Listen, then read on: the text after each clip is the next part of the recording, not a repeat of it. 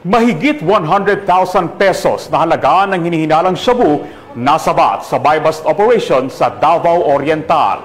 Patrolwoman Sheena May Ilagan sa balita.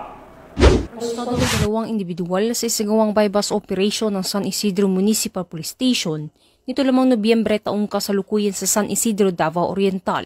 Kinilala ang mga sospek na sina alias Okok, 34 anyos at alias Norlin, 31 anyos na pawang mga street-level individual sa nasabing lugar. Nakuha mula sa kanilang tinatayang 15 grams na ng shabu na may standard drug price na migit kumulang 102,000 pesos at iba pang mga ebidensya. Naharap ngayon ang mga sospek sa kasong paglabag sa Republic Act 9165 o Comprehensive Dangerous Drugs Act of 2002. Samantala, ang Police Regional Office 11 ay patuloy na pinapaigting ang laban kontra kriminalidad alinsun sa kampanya ng Bagong Pilipinas ng panatiling kapayapaan at kaayusan tungo sa pagsulong ng bansa.